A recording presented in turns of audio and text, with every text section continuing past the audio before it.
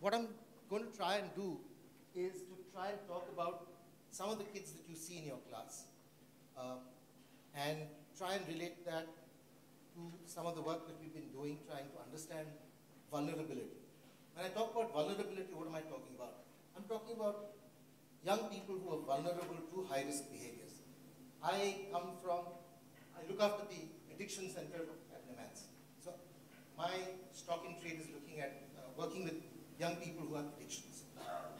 So, but I'm not just talking about high risk for addiction. High risk for addiction actually transcends into high risk for other kinds of high risk behavior, early pregnancies, getting into all sorts of problems, etc., name it. So, and then what I will talk about is, are there any ways in which you can predict people who are going to have high risk behaviors? Are there any ways that you can work in your classrooms to deal with kids who are the so-called difficult kids? And it's not just the difficult kids, it's interventions that will help learning across the spectrum. Okay, just as a response to the last talk and what you guys were all talking about, patterns are fascinating. In fact, there's been a huge amount of work looking at why the human brain is in love with patterns. And what we do know is that in the brain, there are specialized areas for looking at, scanning, and understanding patterns. There are parts of the brain whose specialization is only to look at faces and have face recognition. There are parts of the brain which only scan horizontal lines or vertical lines. And in fact, if you've heard of Professor V.S. Ramachandran, the neurologist, he devised 10 principles that artists use to mesmerize, to fascinate, and to mess with the brain. One of these is called peak shift. For example, if you look at a Chola bronze, you'll notice that the attributes are not normal. They are exaggerated. And all art, in a way, exaggerates what you see in nature to a certain extent in order to fascinate the brain. Then there are other principles where you group things together. I mean, what are you seeing? Is it a jumble of splotches or do you see a face? So artists have learned over time. I'm not going to spend too much time on this because it will eat into my 20 minutes. But artists have learned over time to hack the brain and therefore create changes in how the brain functions. The reason why I'm talking about this is, what I'm going to end with, that art and art training is a damn good way of hacking the brain, changing and rewiring the brain. Okay. Now, teachers, and all of you are teachers, you will recognize some of these children that I'm going to show. You know Winnie the Pooh. Now, you have lots of Winnie the Poohs in your, you have dreamers, people who are easily distracted, have short attention, they daydream most of the time, they're always looking for things that they have just put down, they're always late, easily bored. You've seen these kids in your class? Yes. You have, figures who like to bounce, they're impulse, they have lots of energy. And they're fidgety, they talk a lot, they're very impulsive, they have trouble waiting their turn. Seen these kids? Yeah. Right? Most of the time, these are the kids who are most difficult to get to sit in one place to teach, etc. Then, of course, you have children who are aggressive, unable to learn from mistakes. They lose their temper, they're angry, resentful, spiteful at times. Now, there's also this other group of kids who are nervous, anxious. This has been described as Piglet in this great story tale for children. Then there are children who are over-focused, rigid, and then there are depressed children. Now, these are children that you see day in and day out. The reason why I'm talking about these children is that often when you talk to teachers, and I've spent my whole life as a teacher, my mother was a teacher, and she kept coming home and saying, this is what happened with this kid. Even now she rings up and tells me, she's about 70, but she still has kids coming over. And so she'll be going on about this kid did this and this kid that did that. So I'm assuming that you see quite a lot of them. I am a teacher at a postgraduate institute, so by the time they come to me, a lot of these things have been ironed out. So I don't really have to worry too much about these. But this is what we call the externalizing syndrome. You know, these are kids who have difficulty paying attention to details, who get distracted by irrelevant, by other stimuli. They have basically three things. Difficulty in paying attention, in sustaining attention. They'll start off something, unable to finish. They're the world's best starters and the world's worst finishers. Kids who are impulsive, they go with their first thought. I call them the Nike kids. Just do it. And the third thing is that they find it difficult to learn from mistakes. They keep using the same patterns that once worked, but don't work any longer. But they continue using the same strategies over and over again. Why am I concerned about these kids? Because, as I told you, these are the people who are most vulnerable to addictive disorders, and these are the kids that I see grown up. So my work these days is actually more with pediatricians and with teachers to try and see whether we can intervene early, whether we can do something. Because otherwise, once the horse is out of the stable, it's very difficult to deal with. So my proposition is, and this is basically what I'm going to do right now, is to talk about how adolescent brains, especially some adolescent brains, are more vulnerable to high-risk behaviors than others. But with a caveat. You know, while I've been saying all this, you would have noticed, you would have thought to yourself, hang on, these are the kids who are actually the most creative kids. These are the ones who can think out of the box. And yet, these are the most difficult kids. So, pardon me, but I'm going to do a 5-minute lecture on the brain. What we've been finding with these kids who have these externalizing disorders is that when you scan their brains, some parts of their brain are smaller or grow at a lesser rate than other kids who don't have this problem. And this is in the gray matter of the brain as well as in the white matter of the brain. I'm not going to go into the details. This is, again, from a different talk. What we're also finding is that when you look at their brains, the differences between children without problems and children with problems is maximum when they are kids, when they're young, and they converge with age. So we said, hang on, what are we looking at? We're looking at a developmental disorder, a developmental delay, rather than a deficit. So what we have understood about these kids is that their brains appear to be growing at a slower rate, especially some of the parts of their brains, especially the brakes and the gears in their brains. You know, if you think of the human brain as a car, you have an engine, and they have wonderful engines. Engines are there to motivate you to propel your car forward. But you can't just have an engine, you have to have brakes. Right? And there's a frontal part of the brain which is the brakes of the brain, which says, hang on, wait, think, and then do. Some kids, the brakes don't work so. Then it's not enough having a brake. You need to have gears in your car. Whether you go up a slope on fourth gear or first gear. You have to have an error detector in your brain. There is an error detector, which is like the gears of the brain. Some kids, the gears are stuck. So what do you have? You don't have your regular Maruti. What you have is a wonderful racing car. But a racing car is useful only in a racing circuit. You take it out onto the road, you crash the car. That's what happens with these things. Okay. Okay. What we do find, this is an experiment that we've been doing, that this is a colleague of ours who is doing it. What she does is she gives kids a quiz and a reward if you get the answer right. After that, sometimes he stops giving the reward.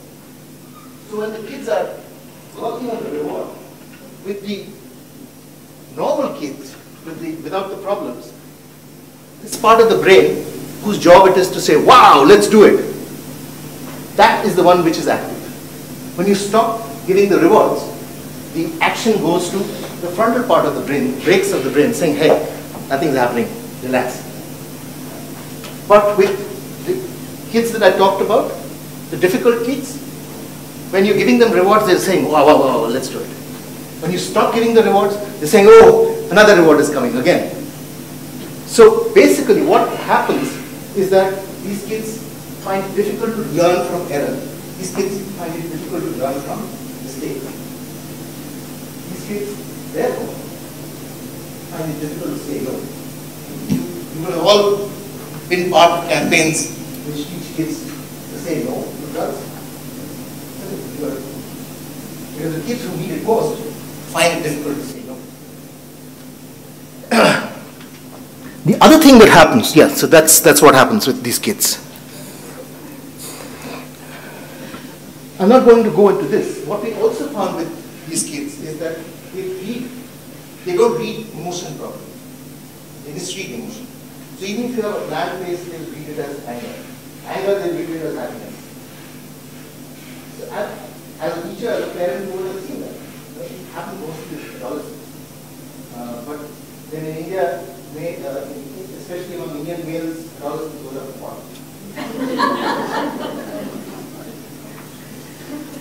So these kids also have a disorganization in emotional behavior.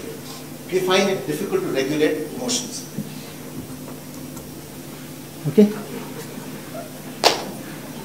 The other thing that happens, I just want to go to the last slide, part.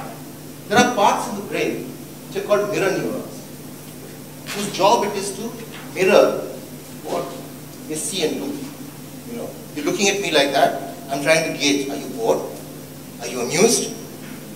Right?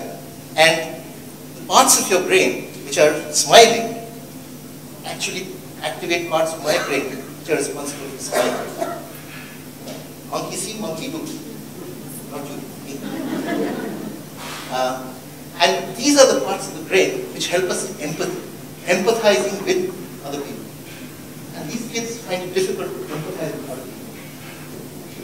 So, why I put this slide up is that it's been seen, and these are brain scans of people listening to music. When you listen to music, or pianists are listening to pianists playing, same areas of the brain get activated, even if you're not playing. But if you're a non-musician, the same areas, but less, smaller areas, also get activated. So, the point is that these are ways of massaging the brain. The last point here that I would wish to make is about mind wandering. This is something that all of you teachers would have encountered. A lot of you are mind wandering right now anyway. But you know, when the mind wanders, and the mind does wander, what happens? You're sitting in class and your mind wanders. It comes back. Right? Sometimes you're aware of it, sometimes you're not. And what we do find is that there are two major functional circuits in the brain. If you look at the the blue circuit in the brain, there's one circuit which gets active when the brain is in its resting state. Suppose I put you into a scanner, say do nothing. One part of the brain becomes very active. And that's the mind-wandering part of the brain, whose job is to actually catch up with the gossip, catch up with, in a way that is where the soul resides. And when I ask you to do something, the part of the brain which is the so-called task-active part of the brain has to take energy from this resting state and put it into doing things. Now, why is it important? Well, it is important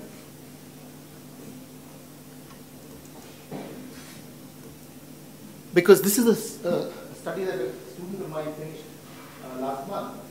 He found that he took these young children who are at risk and he made them lie as scanner, that they were doing mind wandering, doing nothing in the scanner. Their brains were most active. when we ask them to do some activity, we find that part of the brain which is supposed to do the activity is not very active. So these kids find it very difficult to disengage from mind wandering to activity and back. Now, it's somewhat like this. You know, you're mind wandering, you're gossiping, and then you're suddenly asked to do a particular task. So the activity goes to this stage and then goes back again. Goes in, goes back. You understand? So these kids basically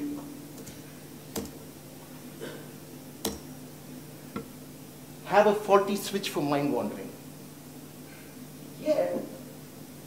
Mind wandering is something that artists do very well. You know, when you create a piece of art, there's one part of your brain, this is what I should do, this is what the figure should look like, etc. There's another part, communing with all your myths, all the stories that you were told in your childhood, you know, some of the things that Klein is talking about archetypes, etc., and it goes back and forth. But what is really important is to be able to control mind wandering. That I wander when I want to, and I come back, catch myself and come back. And most of these kids that we are talking about are unable to do that. What I wanted to say was, for these kids with the externalizing state, these behaviors, inattention, impulsivity, what we also realize is that this is a double-edged sword, because these kids also have very high levels of creativity. So the flip side of not having attention is that sometimes they're fun people to be with. They're willing to help others. They're good in a crisis. In fact, these are the people who will go and find new paths. These are the young people who will go and kill an antelope and bring back to the tribe. But put them in systems like ours, then they become the zeros. These are the heroes in societies where there are challenges. In societies like ours, these are the zeros. So how do we cultivate one side, which is the creativity side? Creativity doesn't just mean art. Whereas we reduce the risks that these children have living in societies like ours. This is what I was talking about. As an artist, you use these two distinct areas of the brain. The story of Post-it. You know the story of how Post-it was created? Huh? You do?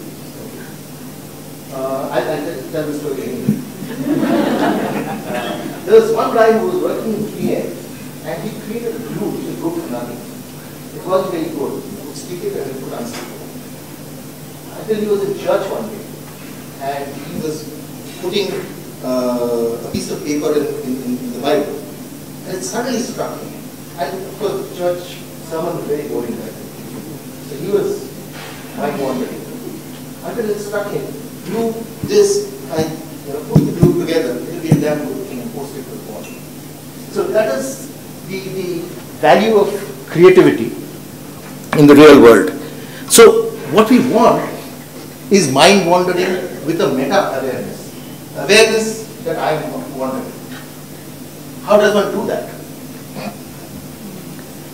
Okay. Whatever I have said needs to be balanced with what we know about how art makes plastic changes to the wiring in the brain. We do know, and there is ample evidence, and we are gathering more evidence that doing certain practices can rewire your brain. For example, you probably would have heard that doing meditation or doing mindfulness rewires your brain. It changes the structure and function of your brain.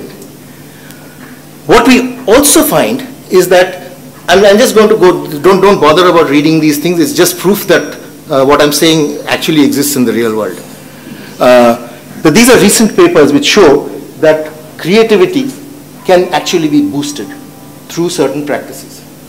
And some of these, my take is that can we enhance creativity and coping skills in all children and engage difficult children better. And what we do know is that the adolescent brain is plastic and it can be rewired. So most of the kids in your classes who are difficult children, that's not the end of the game. There is always scope to make changes in how they function. So where I come from is, can art be therapeutic?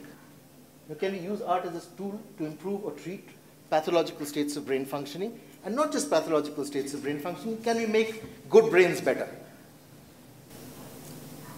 Look at this painting. This is by Monet. And can you see something about this painting? What is, if you stare hard at the painting, what happens? Somebody said move. Yeah, if you look at it hard, those poppies seem to move. You know why? Because if I take the color away, they disappear. And I bring the color back, they appear. Now there are different parts of the brain whose job it is to look at color temperature, and different parts of the brain which are to look at distance. And these work at different times. So when my brain is looking at that, the part of my brain which is looking at the black and white is engaging, and then it is giving over the ball to the color part. So it's going from one to the other, and I see movement. And artists have over time learned how to hack the brain. So when one engages in art, in artistic creation, or even in appreciating art, what we do know is that it improves attention and cognition. Art can be used to improve structures in the brain. Early musical training improves structures of the brain. Dance can help us in certain other areas of the brain. So brain areas which are activated during one task can help other brain areas. Okay, I'm just going to go past. So what are we doing currently? I'll just end with last slide. What we're doing currently is I've got some of my postgraduate students looking at putting kids who have difficulties, putting kids who don't have difficulties into a scanner, and we're looking at the resting brain state. And what we want to do is to try and see that we put in some intervention, whether it is art training or something, can we really change the structure and the function? So that is my question to you. Can we make changes in the kids that you see? Can we help good become better? Thank you.